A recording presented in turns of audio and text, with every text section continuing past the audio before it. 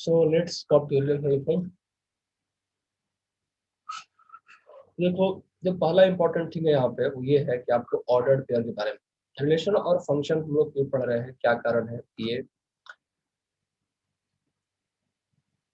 Relation का जो definition है वो फंक्शन में यूज होता है। जैसे आगे हम लोग पढ़ेंगे कि every relation is not a function is special type of relation, a function is a special type of relation हम लोग पढ़ेंगे। तो क्वेश्चंस और रिलेशंस एंड फंक्शन, क्वेश्चंस जो होते हैं ना वो इस टॉपिक से जेई मेंस में या फिर और एग्जाम्स में आ जाते हैं। ओके, रिलेशंस एक्चुअली है क्या? वेरी कॉमन चीज। किसी भी दो आदमी है तो हर एक दो आदमी में कुछ ना कुछ रिश्ता होता है। जैसे कह सकते हैं कि ए जो है बी का फादर है, और ए जो है बी का सिस्टर है, ब्रदर है। तो हर एक दो ऑब्जेक्ट को, हर एक दो पर्सन को हम लोग यहाँ पे रिलेट कर सकते हैं। ठीक है, तो रिलेशन का मैथ्स में भी कुछ वही वही मतलब होता है। यहाँ यहाँ पे करना क्या है कि यहाँ पर कोई भी दो एलिमेंट को रिलेट करना है कि एक एलिमेंट दूसरे एलिमेंट के साथ कैसे रिलेटेड हुआ है। तो इसको मैथमेटिकली डिफाइन करने के लिए पहले हम लोग क्या करते हैं, ऑर्डर्ड पेयर पढ़ते हैं। इसके बाद उसको डिफाइन करेंगे ऑर्डर्ड पेयर। तो ऑर्डर्ड पेयर क्या होता है, लिख लो। A pair of a pair of objects a pair of objects listed in a pair of objects listed in a particular order, listed in a particular order is called an ordered pair, is called an ordered pair. A pair of objects listed in a particular order is called an ordered pair. क्या मतलब इसका देखो, listed. Ordered pair को लिखने का तरीका है, जैसे ए और बी दो नंबर है तो यहाँ पे ए कॉमा बी कर दिया। करली स्मॉल जो ब्रैकेट होता है ना, स्मॉल ब्रैकेट हमें वो ऑर्डर्ड पेयर के लिए यूज करते हैं। मतलब ये ब्रैकेट, ये लार्ज ब्रैकेट और ये करली ब्रैकेट ये ऑर्डर्ड पेयर के लिए यूज नहीं होता है, बस इसी को यूज किया जाता है। इसका मतलब ये भी नहीं होता है, जैसे आप लोगों को इंटरवल के बारे में पढ़ाया था, तो इंटरवल को ही मैंने ए कॉमा बी ही लिखा था, इंटरवल को ही मैंने ए कॉमा बी लिखा था। बट ये ऑर्डर्ड पेयर इंटरवल नहीं होता है, इसका इंटरवल से कोई रिश्ता नहीं। इसका मतलब ये है कि आपके पास दो ऑब्जेक्ट हैं, एक ऑब्जेक्ट ए है और एक ऑब्जेक्ट बी है, और आपने एज पर योर रिक्वायरमेंट उनको एक पर्टिकुलर ऑर्डर में लिखा है। ए को पहले रखा है, बी को बाद में रखा है। यहाँ पर ए को हम लोग बोलते हैं, इनका नेमिंग भी करना किया जाता है, A is called the first element. A को यहाँ पर हम लोग बोलते हैं फर्स्ट एलिमेंट, और यहाँ पर इसको हम बोलते हैं सेकेंड एलिमेंट। यहाँ पर क्या बोलते हैं, सेकेंड एलिमेंट। ठीक है, ऑर्डर्ड पेयर बनाने का पर्पस कई सारा है। एक तो रिलेशन में ऑर्डर्ड पेयर काम आएगा। जैसे हम बोल सकते हैं कि हमारे पास ये फर्स्ट एलिमेंट ए है, सेकंड एलिमेंट बी है। सपोज करो आपके पास ये दिया गया राम। चलो कोई और एग्जांपल ले लेते हैं यहाँ पर हम। सपोज करो मैंने दिया कि दिल्ली, यहाँ पर लिख दिया दिल्ली और ये लिख दिया मैंने इंडिया। ठीक है, तो देखो Delhi is the capital of India. ऐसा थोड़े बोलेंगे कि दिल्ली और इंडिया के बीच में कई सारे और नेम्स आ जाएंगे। We can't talk like that ना, is clear to all of you. हम ऐसा नहीं बोलेंगे कि दिल्ली और इंडिया के बीच में मुंबई पंजाब हर कुछ आ जाएगा, ऐसा नहीं बोल सकते। हमारे पास दो नेम है, एक तो दिल्ली है और एक इंडिया है, और इन दोनों में कुछ ना कुछ रिलेशन होगा। कह सकते हैं कि Delhi is the capital of India. तो कहने का मतलब कि आगे जब पढ़ेंगे रिलेशन, तो सारे के सारे रिलेशन ये ऑर्डर्ड पेयर के फॉर्म में ही एक्सप्रेस होंगे।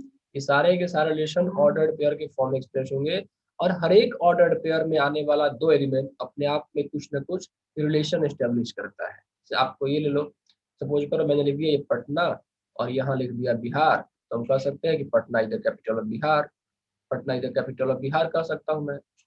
ये 2 लिखा और 4 लिखा, कह सकते हैं ना कि 2 is the square root of 4, कह सकते हैं कि just tell 2 is the square root of 4, yes और नो। तो रिलेशन यस में सर। ऑर्डर पेयर का इंपॉर्टेंस है। तो अब तो चलो वहीं पे देख लेंगे हम लोग। हर एक ऑर्डर पेयर, जितना भी आप ऑर्डर पेयर लिख लो दुनिया का, वो हर एक ऑर्डर पेयर आपस में क्या कहलाता है, एक रिलेशन ही कहलाता है। ठीक है, अब जैसे आपने लिखा है ये मैंने 1,2 लिख 1,3 लिख दिया। What is this 1,3? Tell me 1,3 क्या होता है? एक पॉइंट को रिप्रेजेंट करता है क्या? Coordinate of a point in X Y system in 2D system. ये एक्स कोऑर्डिनेट और ये Y coordinate. So coordinate of a point in X Y system और 2D system is your ordered pair of any two real number. किसी भी दो real number का जो ordered pair होगा वो कोऑर्डिनेट ऑफ ए पॉइंट इन्हें एक्स वाई सिस्टम रिप्रेजेंट करेगा। ऐसा पढ़ा है तुम लोगों ने 9th क्लास में? पढ़ा होगा कि नहीं पढ़ा होगा कोऑर्डिनेट? अच्छा ये बताओ, ये 1,3 और ये 3,1, जैसे मैंने ये 1,3 लिखा तो यहाँ पर मैं क्या लिखूंगा 3,1। ये दोनों सेम पॉइंट है? जस्ट टेल मी, क्या ये दोनों नो सेम सर। पॉइंट है? नहीं है ना। No sir. ऑर्डर्ड पेयर में हम पोजीशन को इंटरचेंज नहीं कर सकते हैं। मतलब ये हुआ, यहाँ पर आप नोट्स बना लें कि ऑर्डर्ड पेयर में a comma B not equal to b comma A. Ordered pair में a comma B not equal to b comma A. जबकि हमने सेट के बारे में क्या पढ़ा है कि सेट में करली ब्रैकेट a कॉमा बी लिखूं या करली ब्रैकेट b कॉमा ए लिखूं, ये दोनों क्या है? सेम चीजें होती है। ये दोनों सेम चीजें होती है। तो सेट में करली ब्रैकेट में चलता है लेकिन यहाँ पे नहीं चलता है, इसीलिए तो इसे ऑर्डर्ड पेयर कहते हैं। अच्छा एक और टर्म आएगा अनऑर्डर्ड पेयर। तो बेटा एग्जाम में आ सकता है अनऑर्डर्ड पेयर। तो आपने जो सेट पढ़ा है ना, ये ए कॉमा बी, यही करली ब्रैकेट में जो लिखा रहता है, ये करली ब्रैकेट अनऑर्डर्ड पेयर को रिप्रेजेंट करता है। दिस करली ब्रैकेट रिप्रेजेंट्स अनऑर्डर्ड पेयर, क्योंकि देखो इसमें ऑर्डर का कोई सिग्निफिकेंस नहीं है ना। ए को पहले रखा, बी को बाद में रखा, बी को पहले रखा, ए को बाद में रखा। तो यहाँ पर आप ऑर्डर को इंटरचेंज भी कर दे रहे हो, कोई फर्क नहीं पड़ रहा है। Here there is no significance of order, that's why it is called unordered pair. जबकि यहाँ पर ये ऑर्डर्ड पेयर, ए मतलब पहला पोजीशन, बी मतलब दूसरा पोजीशन। चेंज कर दिया यहाँ पे, ऐसे बी का वाई लिख दिया तो बी मतलब पहला पोजीशन और ए मतलब दूसरा पोजीशन। ठीक है, ये जस्ट लाइक सपोज करो आपके घर में क्या है, एक सेल्फ है, तो आपने क्या रखा है, सबसे टॉप पे फिजिक्स रखा है, फिर मैथ्स रखा है। तो आपने एक ऑर्डर को मेंटेन किया है। आपको याद है कि हाँ पहले सबसे ऊपर फिजिक्स है, फिर मैथ्स की बुक है, फिर केमिस्ट्री है।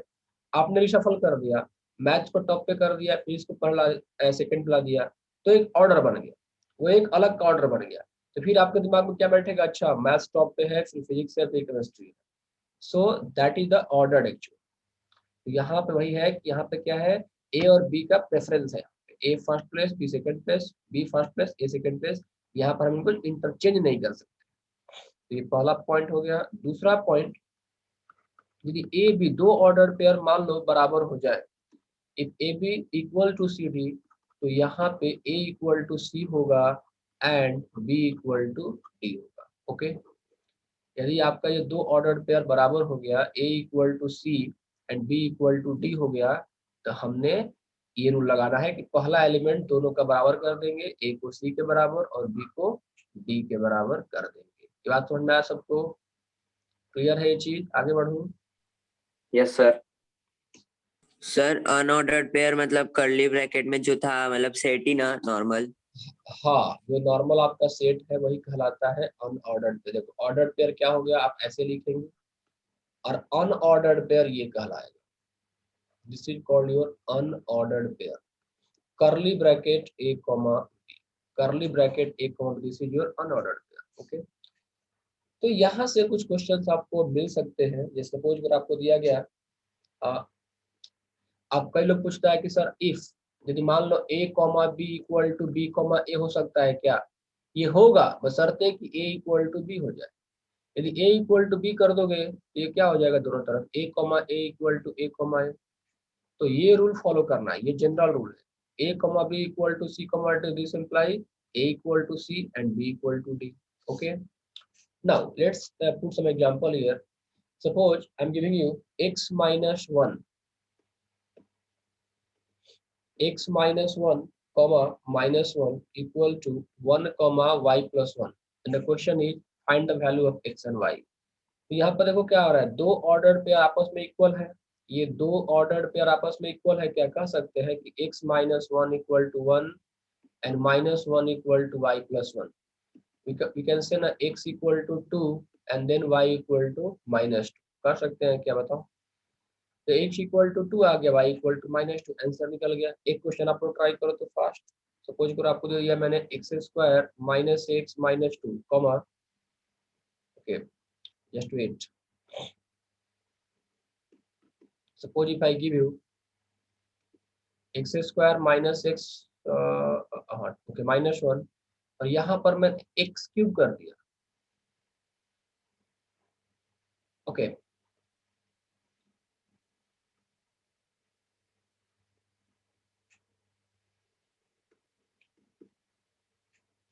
यहाँ पर मैंने y³ कर दिया और यहाँ पर मैंने 1,1 लिखा। अब x और y की वैल्यू निकालनी है, निकाल लोगे क्या? x और y की वैल्यू तो कैसे करेंगे? पहले वाले को पहले से इक्वेट करा दो। देखो x² - x - 1 इक्वल टू 1 हो गया, और ये y³ इक्वल टू क्या हो गया? 1 हो गया। फिर ये x² - x - 2 equal to 0, y³, तो y को हम क्या करेंगे? 1 के पावर 1/3। अब 1 टू द पावर, जब रियल नंबर की बात करें तो 1 की पावर एनीथिंग क्या होता है? 1, तो y तो 1 निकल गया। इसकी आंसर क्या आ जाएगी? फैक्टराइज कर लो, ये x - 2 into x plus 1 equal to 0, x - 2 into x plus 1 equal to 0 हो जाएगा। फिर ये क्या हो जाएगा? x इक्वल टू 2 और ये -1 हो जाएगा। यहाँ पर x की तो वैल्यू आ गई, एक 2 आई और एक -1 आया, और y की वैल्यू क्या आ गई? 1 आ गई। क्लियर एग्जाम्पल है सबको ये? इस पे किसी को डाउट है क्या? यस सर, क्लियर है। ठीक है, चलो। अब मान लो ये दे दिया आपके पास 3x plus 4y 5 equal to से 6, 2x प्लस 3y, और क्वेश्चन कह रहा है कि फाइंड x एंड y। कर पाओगे तुम लोग? बताओ तो जरा, कर लोगे ये? 3x plus 4y 5 yes sir. Equal, yes sir. हाँ करके दिखाओ तो फटाफट इसको।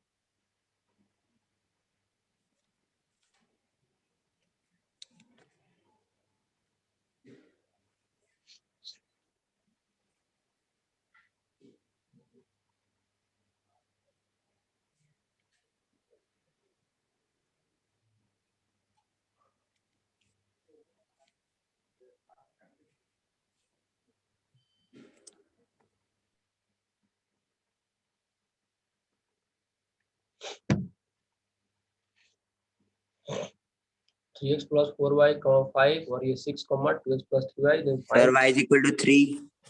Sir, y is equals to 3 and x is equals to -2. ठीक है, तो ये हो जाएगा इस तरह से। तो इस तरह से ऑर्डर पेयर क्वेश्चन आपसे हो जाएंगे। The next coming to the point is the Cartesian product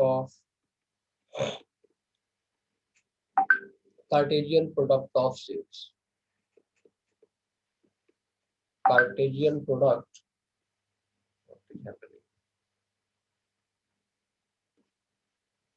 sir या टेल मी।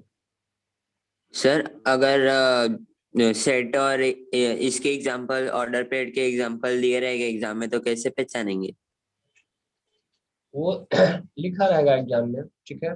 ऑर्डर पेयर रिलेशन करके ऐसे लिखा हुआ है, r equal to a, b, तो ये ऑर्डर पेयर कहलाएगा। x बिलोंग्स टू करके लिखा हुआ है तो ये आपका इंटरवल कहलाएगा, ठीक है। यदि कुछ ऐसे करके लिखा हुआ है तो ये ऑर्डर पेयर है, और बिलोंग्स टू करके लिखा हुआ है तो आपका इंटरवल है। तो वो एग्जाम में लैंग्वेज लिखा रहेगा, आपको ज़्यादा तकलीफ नहीं होगा, ठीक है। बिलोंग्स टू का सिंबल दिया है ना, तो 100% क्या है? इंटरवल ही। और इक्वल टू का सिंबल दिया है तो कभी कभी लोग ऐसे लिख देते हैं, हालांकि ये लिखना नहीं चाहिए। यदि इंटरवल है तो हमेशा लिखना चाहिए a, b, ठीक है। तो आपको इक्वल टू लगा के दिया हुआ है तो 100% श्योर हो जाओ कि ऑर्डर पेयर के बारे में बोल रहा है, और बिलोंग्स टू लगा के दिया हुआ है तो 100% श्योर हो जाओ कि वो इंटरवल के बारे में बोल रहा है, ओके। तो बिलोंग्स टू और इक्वल टू, ये दो चीजें डिस्टिंग्विश करेंगी कि ऑर्डर पेयर है कि क्या है। Cartesian product of sets, Cartesian product of, यहाँ पे सेट्स पढ़ लेते हैं। तो पहले हम देखेंगे Cartesian product of two sets, तो ज्यादा कुछ हार्ड एंड फास्ट नहीं है, लिख लो डेफिनेशन पहले। Cartesian product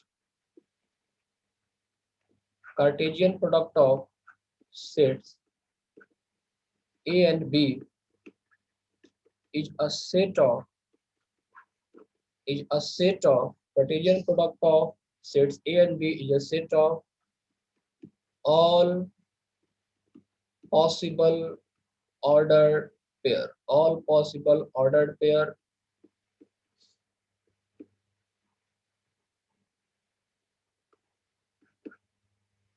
Cartesian product of sets A and B is a set of all possible ordered pair whose first element belongs to set A and second element belongs to set B. Second element belongs to set B. Cartesian product of sets A and B is a set of all possible ordered pair whose first element belongs to set A and second element belongs to set B. Okay. One more thing, Cartesian product of set A and set B is written as A cross B. ऐसे पढ़ते हैं इसको, A cross B पढ़ते हैं, into नहीं पढ़ना है, ठीक है, ऐसा नहीं पढ़ना है कि A इंटू B, ऐसे नहीं पढ़ना है, ठीक है। तो Cartesian product of set A and set B written as A cross B। इस तरह से मान लो आपको पूछ दिया जाएगा कार्टेशियन प्रोडक्ट ऑफ, पहले देखो सेट पहले कौन आ रहा है, set A and set B ना, तो A पहले आएगा और B बाद में आएगा, A क्रॉस B हो गया। तो Cartesian product of set A and set B and set A कैसे लिखा जाएगा, एनी केस हियर, यदि हमारे पास सेट A सेट B है तो A क्रॉस B लिख दिया, set B and set A, तो क्या करेंगे, जस्ट टेल मी फास्ट, क्या इसको B क्रॉस A बोल Sir, सकते, B into A. B cross A बोल दूंगा, ठीक है। अब मतलब क्या, मतलब समझते हैं करना क्या है, जो इतना मैंने ये डेफिनेशन लिखा इसका क्या मतलब है, let's clarify it here. See suppose अगर आपके पास एक सेट है 1 2 3 और ये दूसरा सेट है A, B, ठीक है। अब क्वेश्चन कहा गया कि A क्रॉस B निकालो, तो करना कुछ नहीं है, 1 2 3 क्रॉस A B कर दो, A B कर दो। तो पहले चूंकि हम A क्रॉस B निकाल रहे हैं ना, तो हमको A से B में जाना है, एक कभी का मतलब A से B की तरफ देखना है और हर एक पॉसिबल ऑर्डर्ड पेयर को लिखना है, हर एक पॉसिबल ऑर्डर्ड पेयर को लिखना है हमको। तो देखो तो कैसे लिखूंगा मैं, A से B की तरफ, मतलब एलिमेंट ऑफ सेट A जो होगा वो पहले पोजीशन पे होगा, तो 1 को लिया, 1 से मैं B 1, A लिख सकता हूँ। Element of set A at the first place and element of set B at the second place, 1, A। 1 से और क्या क्या पॉसिबिलिटी है, 1, B हो सकता है। 1 से और क्या क्या पॉसिबिलिटी, अब कुछ नहीं है, तो 1 से हमारा खत्म हो गया। अब 2 से करें तो ये 2, A और ये 2, B, तो 2 से भी खत्म। फिर 3 से करें तो ये 3, A और ये 3, B। So this is the Cartesian product of two sets. A cross B निकल गया। यदि आप B क्रॉस A निकालते हैं तो उस केस में क्या होगा, B वाला सेट पहले आ जाएगा और A वाला सेट बाद में आएगा। सो B A, B क्रॉस 1 2 3। चलो सॉल्व करें इसको, ऑर्डर पेयर बनाया तो A पहले फिर B बाद में, फिर A पहले, A से क्या क्या बनेगा, देखो A से 1 बन जाएगा, फिर A, 2 बनेगा, फिर A, 3 बनेगा, तो A, 1 A, 2 A, 3। फिर B से क्या क्या बनेगा, B से भी 1 2 3, तो B, 1 B, 2 और ये हो गया आपका B, 3। Did you get the point here? बात सबको समझ में आई कि नहीं आई? टेल मी फास्ट, नहीं समझ में आई? Excuse me, sir. Tell me. Sir, in as a ordered pair, the sequence matters. So then, when we write A cross B, Not 1, A and A, 1 will be different, sir. different now, already I told you now, A, B not equal to B, A. Okay, I will tell, don't worry. Then A, that set means set not- A cross B. I will tell, don't Then- worry. अभी यहाँ पर check करते हैं, यहाँ पे कुछ properties बनाएंगे मैं, चलो आपने डिस्कस कर ही दिया तो कहता हूँ, देखो A cross B not equal to B cross A आया, क्यों? दो सेट इक्वल कब होते हैं, जब उनके सारे के सारे एलिमेंट सेम हो जाए। दो सेट इक्वल कब होते हैं, जब उनके सारे के सारे एलिमेंट क्या हो जाए, सेम हो जाए।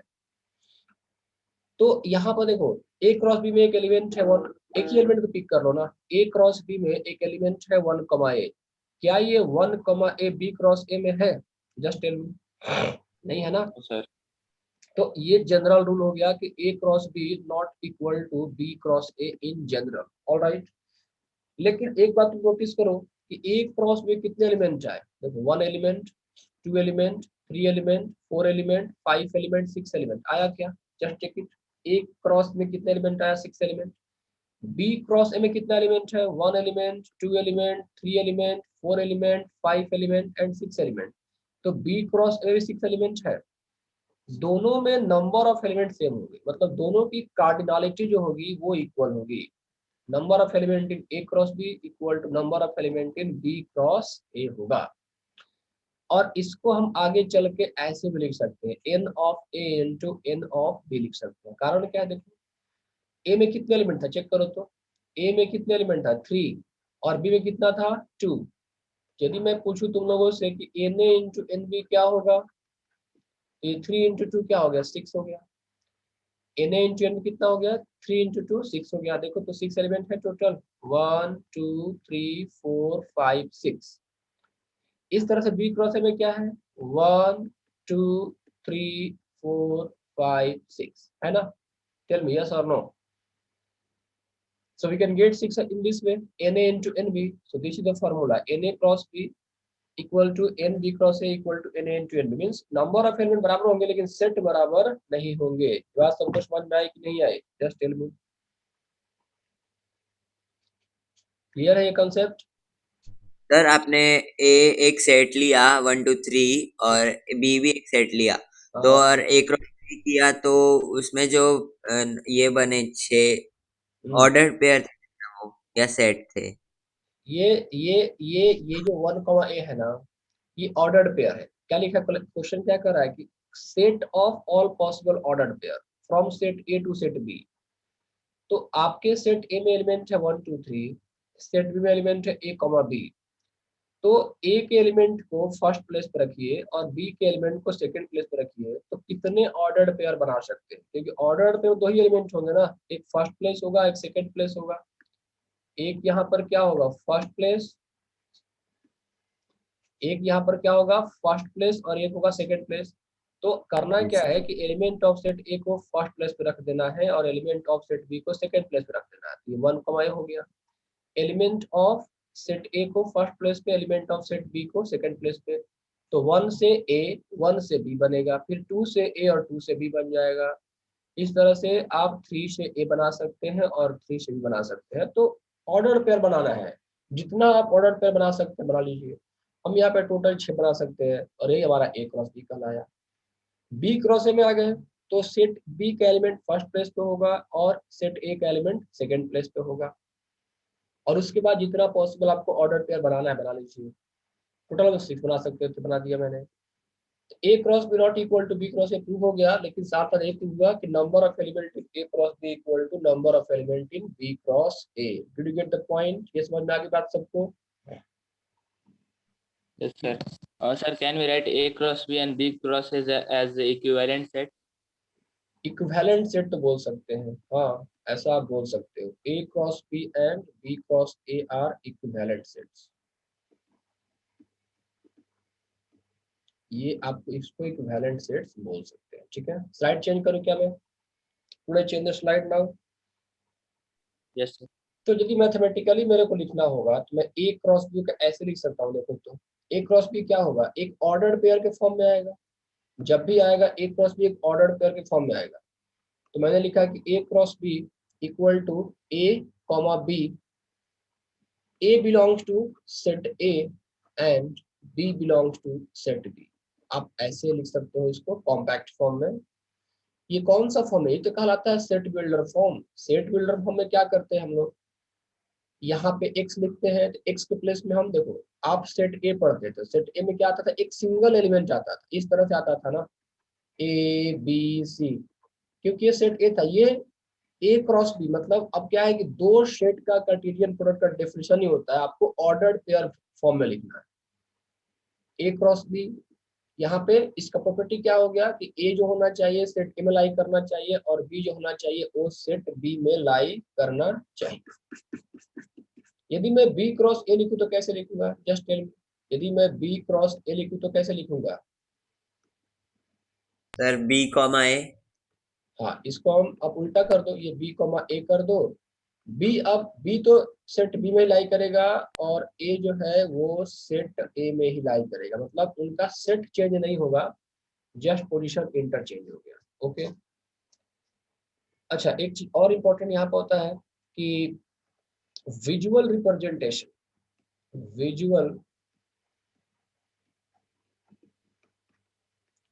Visual representation of Cartesian product. जैसे आपने सेट में पढ़ा है ना, किसी भी सेट को आप तीन तरीके से लिख सकते हैं, roster form, set builder form और एक वेन डायग्राम से भी उसको प्रेजेंट कर सकते हैं।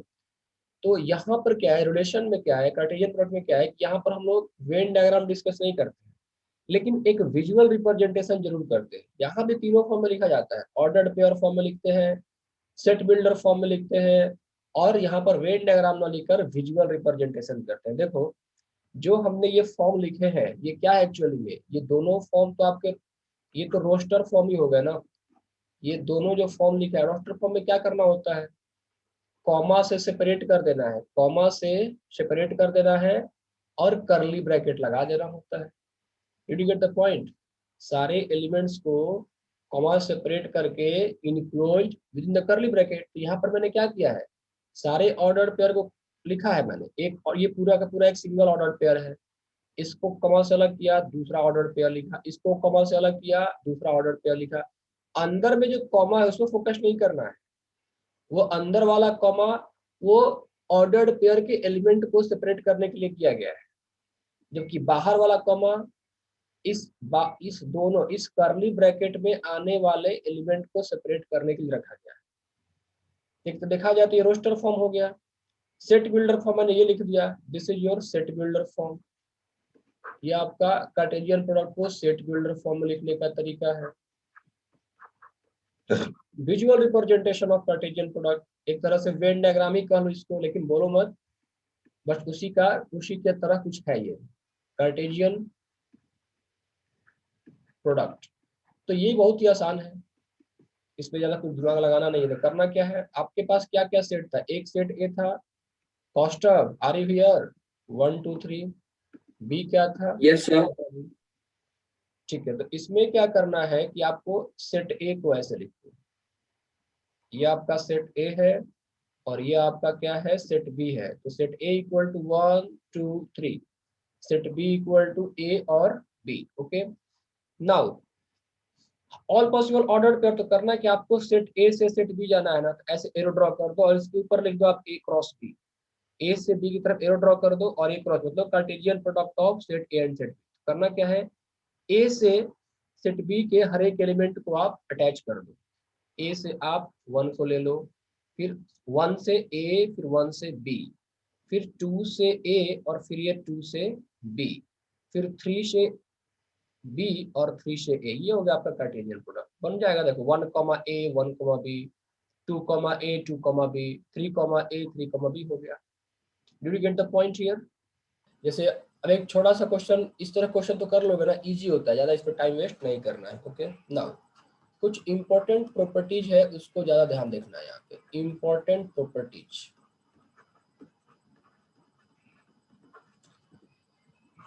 देखो इंपॉर्टेंट, पहला तो मैं लिख चुका हूँ already no, A cross B not equal to B cross A in general, ये मैं लिख चुका हूँ, ये नहीं होगा। अब मान लो कोई इसको बराबर कर देता है, सपोज करो A cross B equal to B cross A कर दिया गया, तो ये तभी पॉसिबल है यदि ए और बी दोनों सेट बराबर हो जाए। मतलब यदि if A cross B equal to B cross A, then A equal to B. If A cross B equal to B cross A, then A equal to B. Okay, now third thing, मान लो let number of element in A equal to m and number of element in set B is equal to n मान लिया जाए। So number of element in set A cross B equal to number of element in set B cross A, ये क्या हो जाएगा, ये किसके बराबर होगा, पढ़ाया था अभी ना, n of a into n of b equal to m into n। तो ये फॉर्मूला आपको पता होना चाहिए। जैसे क्वेश्चन एक दे दिया कि number of element in set a यहाँ पर 2 है और number of element in set b equal to 5 है, तो number of element in set a cross b क्या हो जाएगा, बताओ तो फटाफट। 2 इंटू 5 इक्वल टू 10 चला आया। Any doubt here? अभी ये क्लास एंड हो जाएगी तो आप लोग दूसरा क्लास ज्वाइन कर लेंगे, ठीक है। और द पॉइंट, इसी लिंक पे फिर से दोबारा ज्वाइन कर लेना है। सर आपने first property A cross B equal to B cross not A लिखी इक्वल ना? टू, नॉट इक्वल टू होगा, A cross B not equal to B cross A होगा, ठीक है।